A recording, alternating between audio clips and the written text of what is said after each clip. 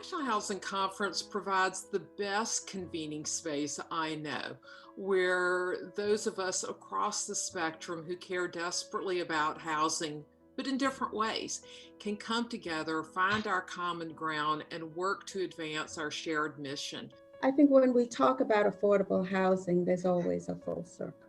There's always a need for affordable housing. It's not going to be done without organizations like NHC, who has the experience, who has the leadership, who has the track record of being committed to our communities. Since October of 1929, people were losing their savings and their homes at a breathtaking rate. And our founder, Mary Kingsbury Simkovich, realized we would be much more effective if we partnered with those who would build the housing, like home builders and labor unions. She formed what I like to call an unlikely coalition around the slogan that jobs are housing and housing is jobs. Having Eleanor Roosevelt as one of her closest friends was a big part of early success. In 1933, she got us in front of President Franklin Roosevelt, and we were able to convince him that the first infrastructure bill of the New Deal should include money for the construction of affordable housing. Throughout our history, NHC has had a special relationship with many of the presidents who were most impactful on housing issues. We worked very closely with President Harry Truman on the 1949 Housing Act, which promised a decent home in a suitable living environment for every American family. That remains our vision today and remains unrealized. Shockingly, it feels like we're there in so many ways today. Today, we're facing the same issue. We have a tremendous shortage of decent, affordable housing. There's people out there that are struggling, people out there that need that hand up, and there's nobody better than NHC when it comes to the affordable housing advocacy to make sure that our country is serving all of its citizens. The pandemic has created enormous challenges, but also great opportunities for NHC to work with our members and take advantage of our unique role as the unlikely coalition that brings people together to find solutions to our most challenging problems. We execute that through policy and through research and communication tools like our symposiums. We created the COVID-19 Housing Resource Center, which now hosts over 1,800 individual sources of information drawn from hundreds of websites all over the country. There's just a real energy and a lot of ideas being brought to bear around this concept of shelter and of home. We reach both national and local organizations. So it's not just builders and developers and financial institutions, but we also have the minds of nonprofit agencies that are working in the communities. No one organization can do it alone, but NHC has had the terrific track record of bringing people together to come up with creative solutions to make sure that all Americans are being served. We've demonstrated the incredible power of collaboration, and that has served us well for 90 years.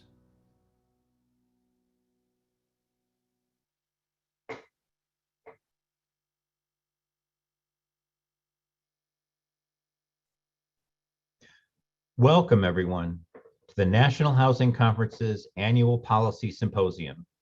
2021 is our 90th anniversary.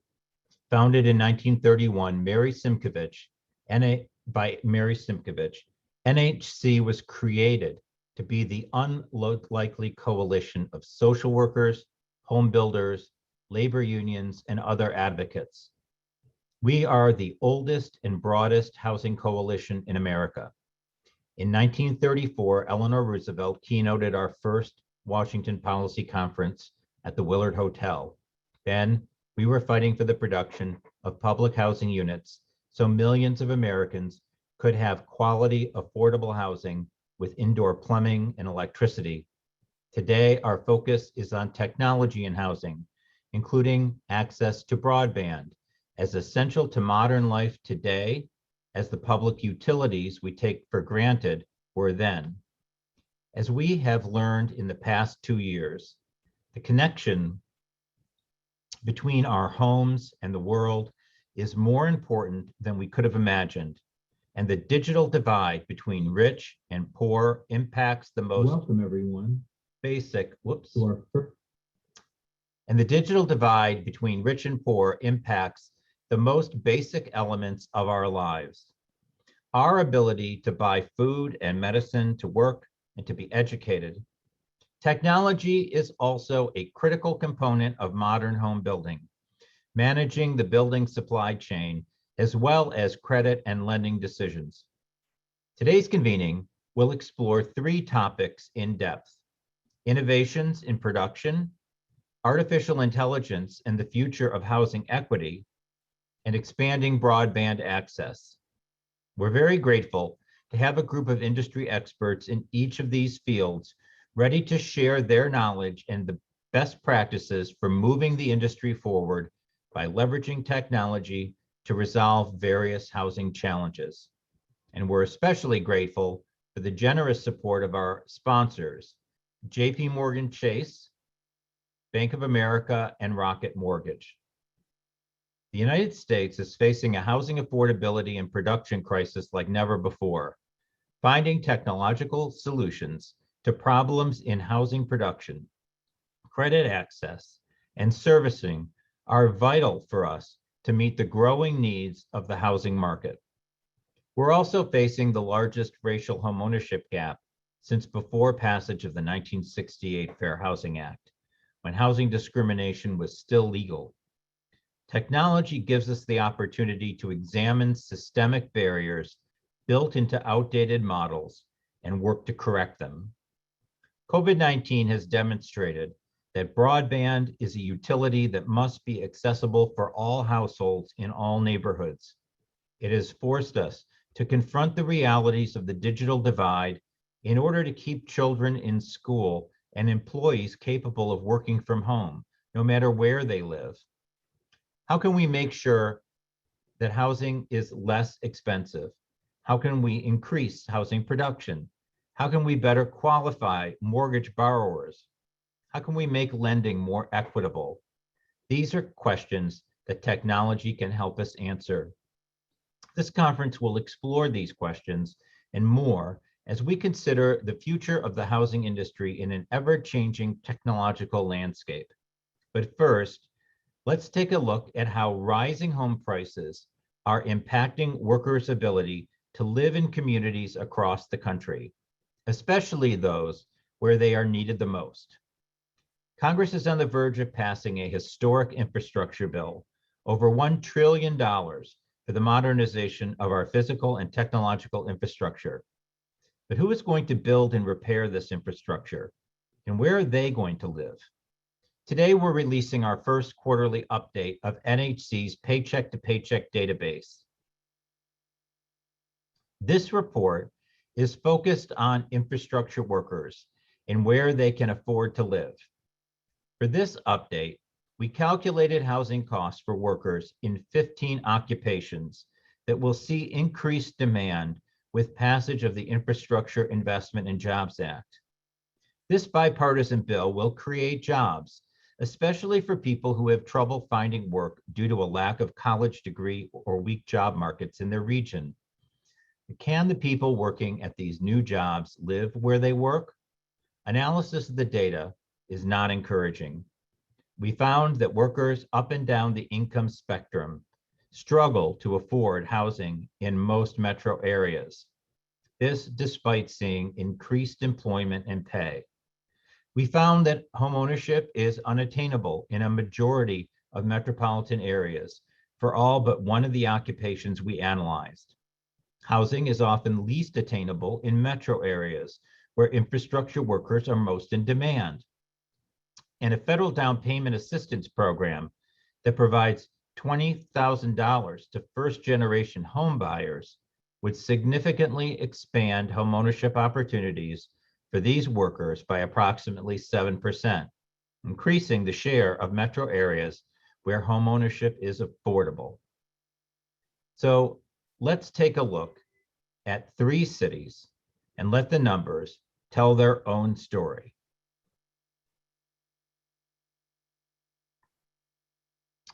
Let's share my screen here. Okay, somebody will tell me if they can't see that.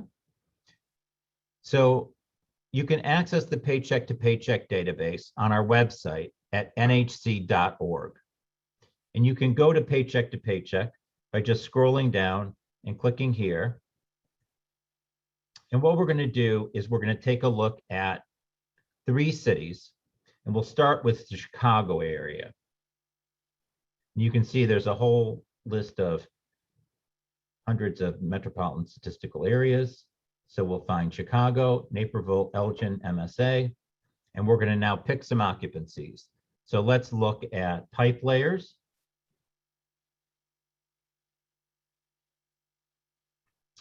And we'll look at roofers and welders. All occupations we expect to be involved in the infrastructure bill's work. Well, if we look here in Chicago, you'll see that the income that's necessary to buy a home with a 3% down payment is almost $72,000. But if you're a pipe layer, your average income in the Chicagoland area is only $41,000.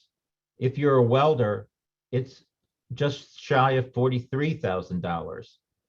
And if you're a roofer, it's just shy of $53,000. Not enough to afford a home with either a 3% down payment or a 10% down payment. If you're renting, it's just as bad. Pipe layers cannot afford even a 1-bedroom apartment and can barely afford a studio. A welder making $42,960 a year cannot afford the same level of housing, a 1-bedroom, 2-bedroom or more.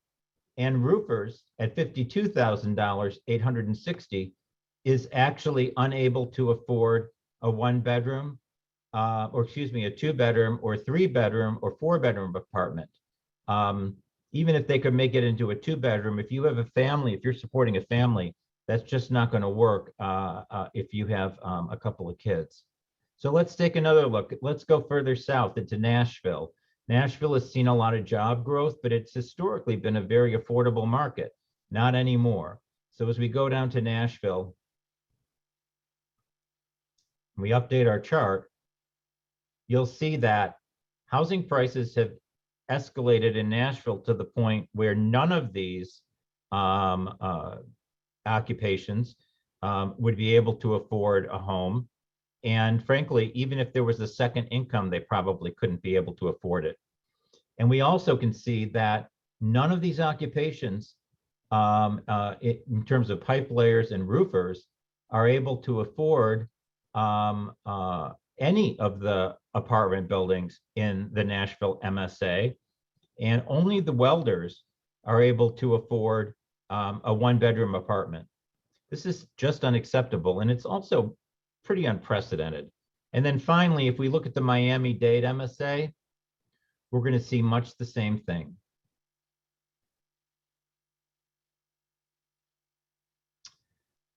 Nowhere close to being able to afford to buy a home. And in the case of renting, none of these occupations are able to afford even a studio apartment. This is not sustainable. You can explore the Paycheck to Paycheck database yourself at www.nhc.org. And while you're there, you can also click on our membership page and see the many ways that you and your organization can support the work of NHC in our 10th decade of defending the American home. The solution to this housing affordability crisis is the enhancement of our housing infrastructure. Yet today, housing may already have been cut entirely from the multi-trillion-dollar spending bill being considered along with the infrastructure bill. Eliminating or reducing housing expenditures from the budget reconciliation bill would contribute to escalating housing prices and be a devastating loss for racial equity. President Biden's Build Back Better plan calls for the construction or preservation of 2 million affordable homes. Recent studies estimate a housing supply deficit of between 3.8 million to 5.5 million units. Every dollar cut from the Build Back Better proposal will result in fewer homes being built. The Neighborhood Homes Investment Act would build and rehabilitate approximately 500,000 homes, literally building our neighborhoods back better. The Affordable Housing Credit Improvement Act would create an additional 1.4 million affordable rental homes over the next 10 years. And the Down Payment Towards Equity Act will make a significant contribution to narrowing the homeownership gap for people of color. As Lisa Rice, President and CEO of the National Fair Housing Alliance, said in Politico last week, you cannot address issues of racial inequity if you do not address housing inequity. It's an impossibility. They're inextricably linked, and I couldn't agree more. Administration and congressional negotiators may have a few items at the very top of their list, and housing isn't one of them. Healthcare, various aid to families, and climate are all said to be top priorities. Research has shown that housing and healthcare work together saves money and improves outcomes for families. Building in established communities and restoring old housing is much more environmentally responsible than building in green fields. The next 2 to 3 weeks will decide success or failure. It's not too late to keep housing funding in the bill, even if it is cut to $2 trillion. But it won't happen without every one of us working together. Now I see we've been joined by Deputy Commerce Secretary Don Graves, and it is my distinct pleasure to introduce him, and he'll be giving our keynote address. Don Graves is the 19th Deputy Secretary of Commerce. He brings decades of experience in the private sector, government, and nonprofits to the Commerce Department. Most recently, he served as counselor to President Joe Biden during the 2020 presidential campaign. Prior to that, he was executive vice president and head of corporate responsibility and community relations at KeyBank. In this role, he led KeyBank's corporate responsibility team, including the bank's $16.5 billion National Community Benefits Plan, sustainability work, stakeholder engagement and outreach, and oversaw the KeyBank Foundation and the First Niagara Foundation. During the Obama-Biden administration, Deputy Secretary Graves served as counselor and domestic and economic policy director for then Vice President Joe Biden. He was previously appointed by President Obama as executive director of the President's Council on Jobs and Competitiveness and led the federal government's effort in the economic recovery of the city of Detroit. I had the pleasure of working for Don when he served as Deputy Assistant Secretary for Small Business, Community Development, and Housing Policy at the Treasury Department, where he oversaw the CDFI Fund, the $4 billion Small Business Lending Fund, and the $1.5 billion State Small Business Credit Initiative. We also spent many hours driving through every neighborhood in Detroit as representatives of the White House's Detroit Revitalization Task Force. President Biden called appointing Don to lead that effort, quote, the best decision I've ever made. And I wholeheartedly agree. Going to Treasury to work for Don was certainly the best career decision I've ever made. So please extend a warm, albeit virtual and silent welcome to Deputy Secretary of Commerce, Don Graves Jr. Thank you, Don, so much for joining us today. Well, David, thank you very much for that overly kind introduction. It is wonderful to be here with you, someone who is my dear friend.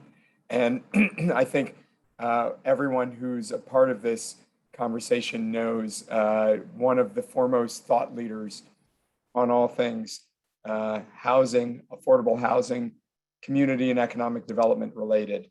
Thank you for your leadership of this critically important organization and your leadership at a time when we don't have as many leaders who are trying to find ways to move us all forward. Hello, everyone. I want to just say thank you for giving me a few minutes of your time. It's wonderful to be talking about housing again. I've been, while at the Commerce Department, I've not been able to spend as much time focused on issues of housing. But as we recover from the pandemic, the Biden-Harris administration is committed to, as you know, building back a better, more equitable economy where no one is left behind. And that's why when we announced the $3 billion in 6 new grant programs from the Economic Development Administration, we were focused on economic transformation in communities and regions. And as you all know, regional economic transformation includes making better decisions about the development of and access to quality, affordable housing. And it also means making sure that we focus on community and economic development, as I said, that is both inclusive and equitable. It's a broad-based approach that has to be all of community and, from our purposes, all of government. And it also means making sure that every single person has the ability in a community, has the ability to live in safe, not just a safe, stable housing environment, but also to engage in ways that they might not have been able in the past. And toward that aim, we're committing to closing the digital divide and getting all Americans connected to reliable high-speed broadband. We all know that broadband is an essential component of housing infrastructure. After all, these days, a home isn't just a roof over your head. While it certainly is important to have a roof over our heads, it's also an office, it's a classroom, it's the place where you meet your doctor. And in the 21st century economy, broadband and high-speed internet isn't a luxury, it's essential to everyday life. The COVID pandemic exposed how vital connectivity is for our healthcare, our jobs, and our education. Many businesses have had to move their operations online, and schools have had to switch to remote learning. But for too many Americans living in underserved communities, lack of affordable internet means that students couldn't attend online classes. It meant small businesses that didn't have an online presence went out of business. And in fact, estimates are showing that 30 million Americans lack reliable or affordable broadband, disproportionately those who are non-white and low income.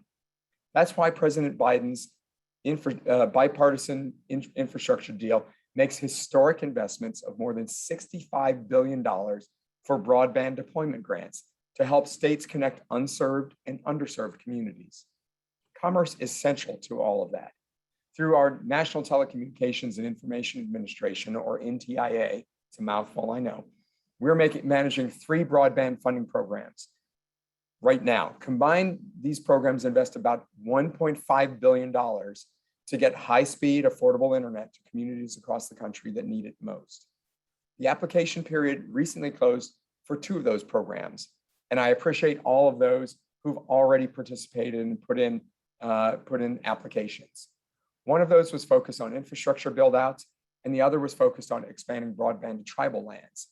We received hundreds of applications for those programs, totaling more than $7.5 billion in requested funding. That's more than 7 times what Congress appropriated, and it signals intense demand and need for broadband investments. We're doing all that we can to get the broadband infrastructure built as quickly as possible, but closing the digital divide isn't just about physical infrastructure. It's also about digital inclusion and equipping new users with the education and tools they need to tap into the benefits of broadband and to become literate in digital technology. It's about helping small business owners break into e-commerce for the first time so they can grow their enterprise. It's also about helping residents in all of our communities, but especially those in underserved communities, to finally, gain access to job training, virtual schooling, and the entire digital economy. It's time to make these long overdue investments in our communities because our economy can't fully recover until everyone can fully participate. As more services and tools migrate online, access to broadband will accelerate advancements in communities that need them the most. And that's where all of you come in. At Commerce, we can empower you to become local ambassadors for digital skills training that benefit both residents and operators of housing facilities. There are numerous options that community residents can take advantage of, from internet service provider discounts to subsidies from the Federal Communications Commission. And you can partner with local libraries or other organizations that also offer digital skills training to residents. But navigating these options can feel daunting for a lot of people who are new to digital technology. And that's why we need to work with you and work together to get everyone up to speed. So when it comes to applying for grants, I assure you our team at NTIA is here to guide you every step of the way. We offer resources through our Broadband USA program to help communities make sense of federal funding options and find the right programs to meet their needs. We also collaborate with agencies like the Department of Housing and Urban Development to promote broadband in multifamily and public housing. That's just a start. As folks are able to build affordable housing around the country, think about broadband early in the process. If you want residents to be a part of a modern, equitable society, these homes need to be connected and ready for the technology of today and tomorrow. There's so much that we can do to close the digital divide and promote digital inclusion if we work together. So please stay in touch with us at the Commerce Department, whether it's our National Telecommunications and Information Administration on broadband, our Economic Development Administration on our grants to transform our local and regional economies, our Minority Business Development Agency to support and grow minority businesses, or any of the other parts of this unbelievably broad department. We're committed to bringing the full weight of our resources to bear so that all Americans can access the broadband they need to participate in the 21st century economy. And I look forward to your collaboration in that effort. And with that, I thank you, and I turn it back to my good friend and a fantastic leader, David. Back to you. Thank you, Don. Thank you so much. It's great to see you, and I appreciate you coming and joining us. I know how busy you are. Thanks, David. Take care, everybody. And with that,